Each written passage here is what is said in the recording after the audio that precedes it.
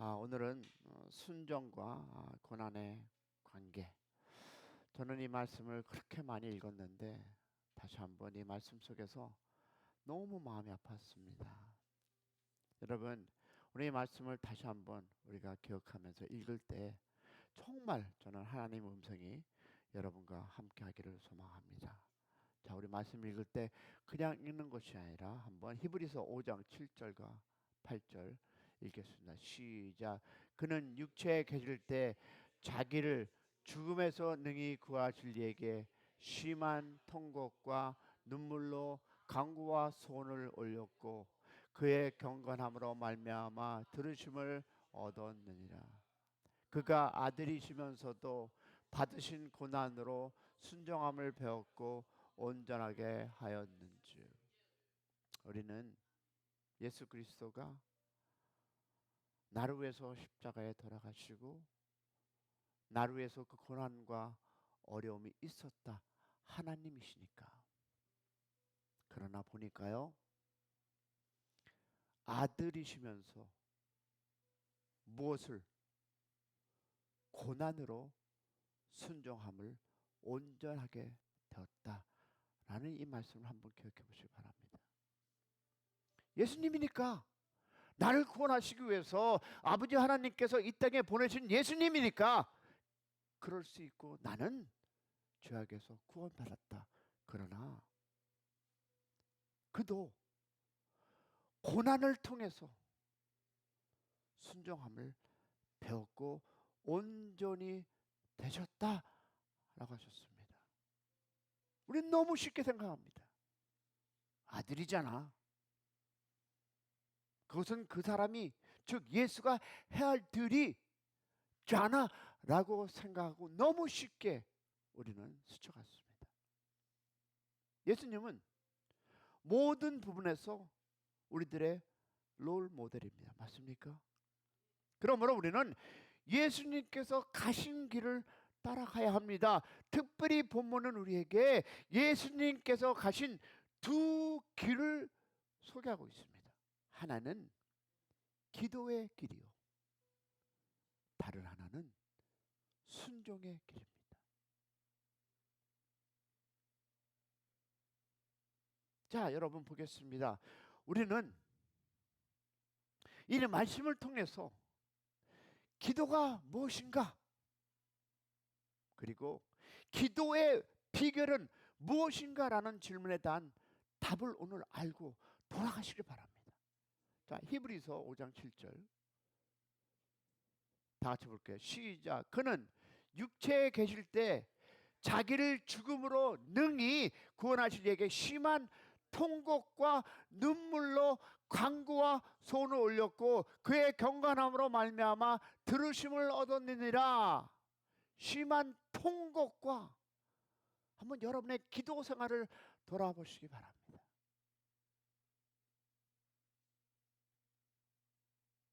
그리고 눈물로 간구와 소원을 올렸고, 랄랄랄라 할렐루야 아버지 하나님 감사합니다 땡큐 베리 머치가 아니라 통곡하며 눈물로 간구와 소원을 올렸다. 여러분 자신의 그 기도를 한번 돌아보시기 바랍니다. 여러분 어떤 기도를 하고 살아가십니까? 어떻게 간구하십니까? 하나님 땡큐 베리 머치 이거 들어주시고 저거 들으시고 할렐루야 감사합니다 라고 땡 혹하시지 않습니까? 자기는 헌신도 하지 않으면서, 자기는 하나님의 자녀라고 주장하면서 그 간구함이 여러분 통곡과 눈물로 그리고 경건함을 얻었다라는 기도가 여러분의 입에서 선포되게 계십니까? 저는 너무 통곡했습니다. 나는 이것밖에 안 하면서 그냥 목사라고 입만, 내가 디그리 가졌다고 입만. 그러나 주님은 고난을 통해서 그 고난 안에서 심한 통곡과 눈물로 간구하고 그 소원을 올렸다. 여러분, 성경은 예수님의 기도를 심한 통곡과 눈물로 간구와 소원을 올렸다라고 증거하고 있습니다. 그러면 여러분 질문해 볼게요. 심한 통곡과 눈물이란 무엇을 의미하고 있습니까? 바로 간절함과 절박함입니다. 오늘도 하나님 땡큐 그리고 살아가십니까? 아니면 왜 나에게 아직도 고난이 있을까? 혹시 우리는 간절함과 절박함 없는 기도를 하고 있지는 않습니까? 나를 봅니다. 여러분, 이 말씀을 통해서 우리가 배워야 할 교훈은 무엇일까요? 첫 번째 기도의 간절함과 절박함입니다. 예수님께서 심한 통곡과 눈물로 기도해왔다는 것은 기도가 단순한 의미나 형식이 아닌 할렐루야 아버지 하나님 오늘도 주의를 허락하셔서 감사합니다. 오늘도 대표로 다다다다가 아니라 단순한 의무나 형식이 아닌 진심 어린 간구함을 보여줍니다. 우리 역시 하나님께 나갈 때 형식적인 기도가 아닌 간절함과 진실한 마음으로 기도해야 한다는 것을 깨닫게 하는 거 아니겠습니까?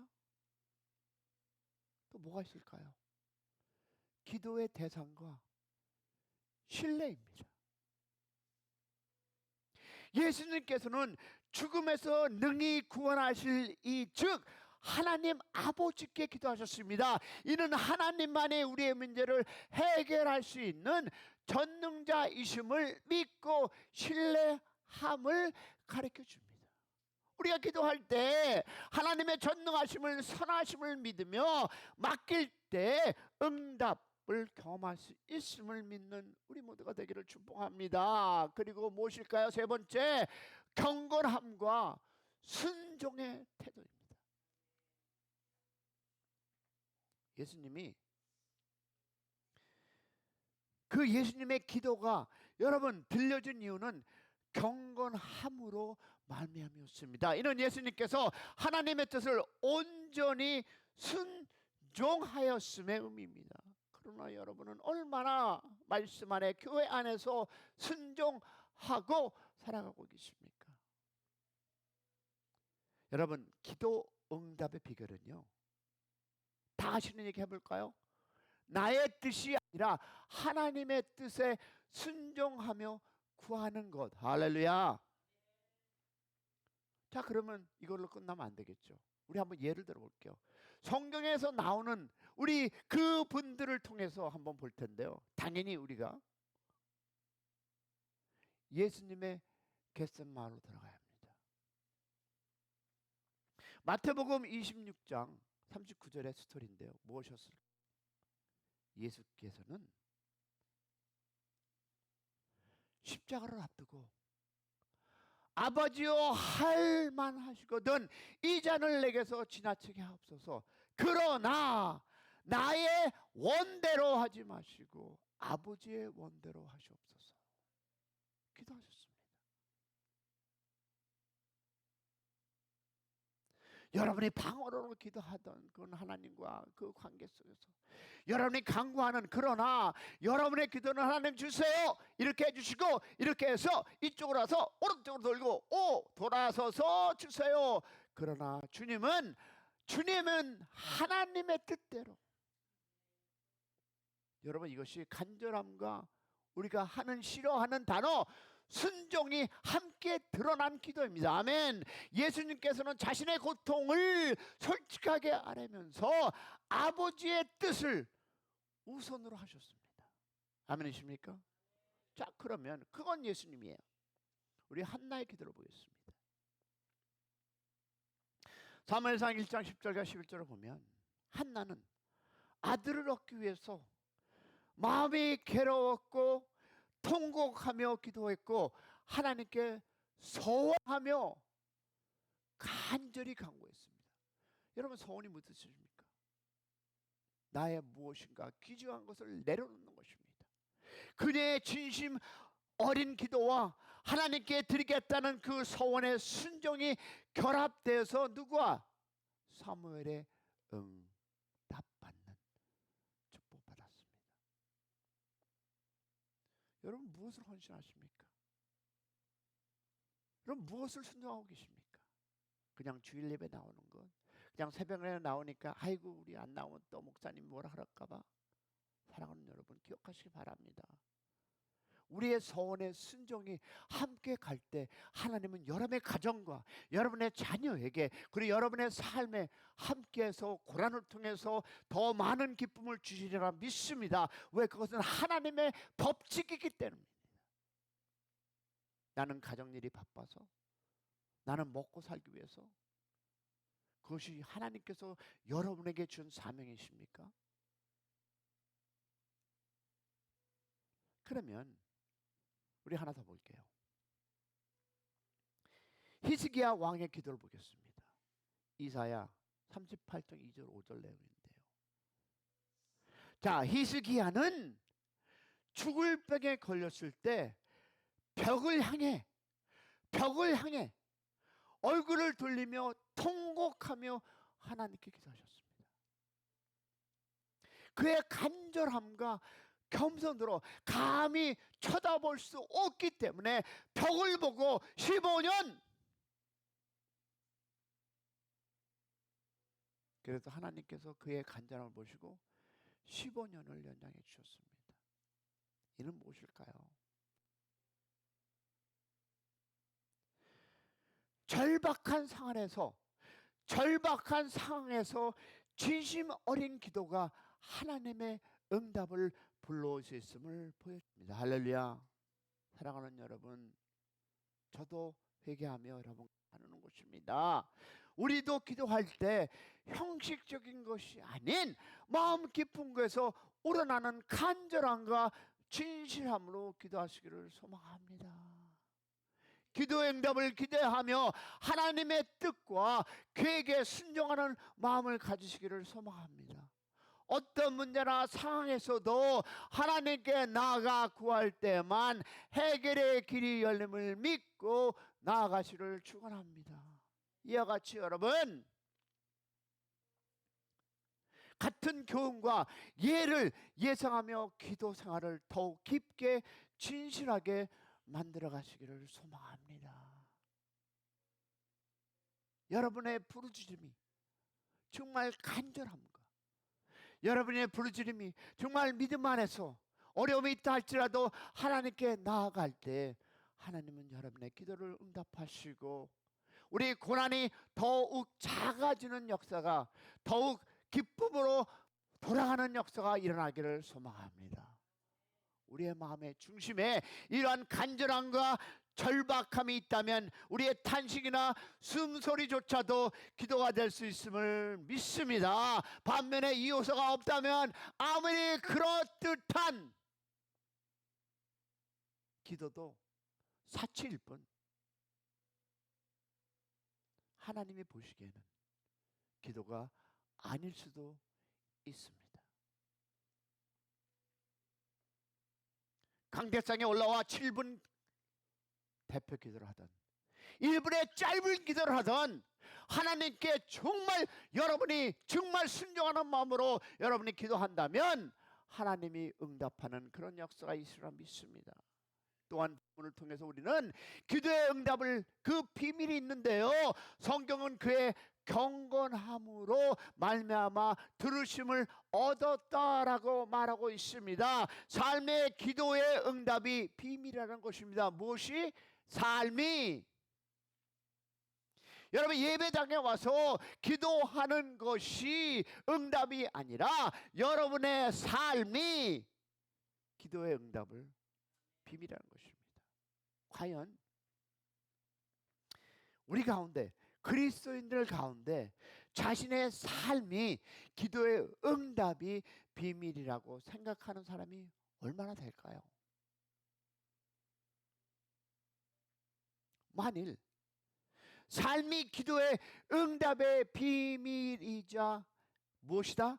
응답이자 를 생각한다면 우리의 삶은 여러분 혁명적으로 바뀔 것입니다.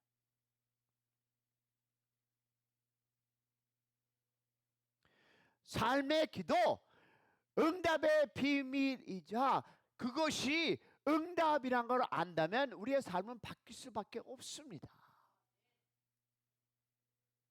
그런데 우리는 왜 안 될까요? 우리의 삶은 개런티 혁명이 일어날 것입니다. 그러면 우리가 한번 다시 이어지는 말씀, 오늘 본문을 다시 볼 텐데요. 우리 이 본문은 우리 8절만 볼게요. 자, 시작. 그가 아들이면서도, 자, 스탑. 그가 누구였습니까? 예수님이었습니다. 받으신 고난으로 무엇을 배웠습니까? 순종함을 배워서 온전하게 되었은 줄. 예수님께서는, 쉬운 성경에 이렇게 써 있습니까? 예수님께서는 하나님의 아들이셨지만 고난을 통해서 순종하는 법을 배우셨다. 쉬운 성경은 얘기하고 있습니다. 즉 절대로 저절로 되지 않았다는 것이 아니겠습니까? 또한 배웠다고 한다는 것은 여러분 훈련이 필요했다는 뜻이었습니다. 또 나가서 우리의 육신은 순종을 좋아하지 않습니다. 더 충격적인 것은 예수님도 순종을 배우셨다는 것입니다. 예수님도 순종을 배우셨다고 했다는 말은 우리 역시 순종을 배워야만 한다는 것을 의미합니다. 그런데 목사가 누가 또 뭐라 그러면 아이고 너나 잘하세요. 여러분 배우셔야 합니다. 배우려고 하지 않은 목사는 여러분 목사직 그만해야 돼요. 그런데 많은 사람들의 생각 속에는 순종을 배워야 한다는 개념이 있다 없다? 없습니다. 자신이 노력만 하면 언제든지 순종할 수 있다고 생각하다 보니까 순종을 배우지 않는 것입니다. 죄성이 없으셨던 예수님도 순종을 배우셨다 했다는 것은 죄성을 가진 우리는 두말할 것 없이 철저하게 순종을 배워야 한다는 것을 의미합니다. 할렐루야. 그러면 예수님은 순종을 어떻게 배웠습니까? 이 질문의 답은 바로 본문에서 나온 무엇일까요? 고난입니다. 맞습니다. 할렐루야. 고난. 즉 고난이 순종을 배우는 수업료라는 것입니다. 여러분 고난이 계십니까? 아직도 수업료를 패하고 있는 것입니다. 이 고난이 작아지려면 여러분이 더 순종할 때 그 고난이 작아질 거고 하나님 앞에 간구하고 이 순종을 통해서 하나님의 말씀 안에 거하고 살아갈 때 그 고난은 더욱 작아지는 것입니다. 그러나 여러분이 고난이 있다는 것은 어려움이 있다는 것은 좌절함이 있다는 것은 아직도 우리가 순종 안에서 벗어나지 못하기 때문에 그 고난이 있는 것입니다. 하나님 왜 나는 이렇습니까? 왜 나는 어렵습니까? 왜 힘듭니까? 아직도 여러분이 하나님 안에서 그 고난 안에서 하나님의 순종하지 않고 내 것만 바라보고 살아가니까 아직도 여러분의 고난이 있는 것입니다. 기도 아무리 하면 뭐합니까? 아무리 간구하면 뭐합니까? 눈물 펑펑 흘리고 기도하면 뭐합니까? 순종이 안 따라가는데 하나님이 나의 삶의 먼저가 아닌데 예수님도 고난 속에서 십자가에 가셨는데 우리는 뭐 다릅니까? 우리는 수업료도 패하지 않고 뭘 바라주고 계십니까? 여러분 순종하는 사람이 귀한 이유가 있습니다. 왜냐하면 하나님께서는 순종하는 사람을 간절히 찾고 계시지만 고난이라는 대가를 지불하고 배야 하는 이 순종은 아무나 다 실천하고 있지 않기 때문입니다. 하나님, 내가 목사고 내가 선교사인데, 하나님 내가 전도사가 내가 이건데, 하나님 간구하는데, 그래 고마워 내가 너 세계 들었어. 근데 너는 순종하지 않잖아. 그러니 고난이 있는 거예요.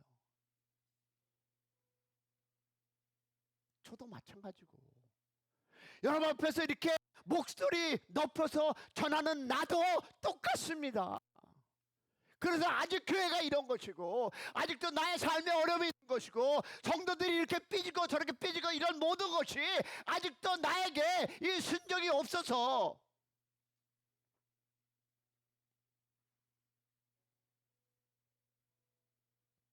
주 안에서 우리의 승부처는, 주 안에서 예수 믿는 여러분과 나는, 그 승부처는 여러분 순종을 배웠는지에 달려 있습니다. 순종은 죄송하지만 싫지만 고난을 통해서 배우기 때문에 책상에서 이론적으로 배우는 것이 아닙니다. 그냥 할렐루야 아버지 하나님 기도해서 끝나는 것이 아니라, 내가 말씀에 순종할 때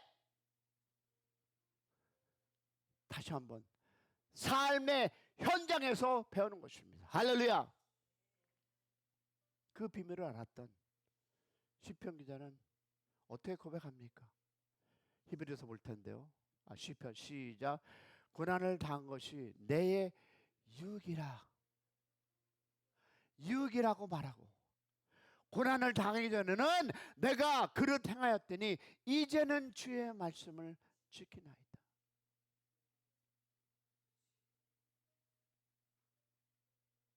순종은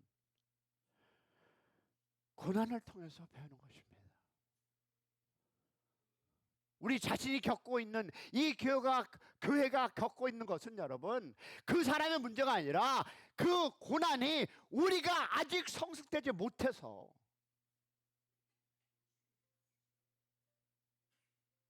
내가 너무 잘났어, 난 너무 많이 알아.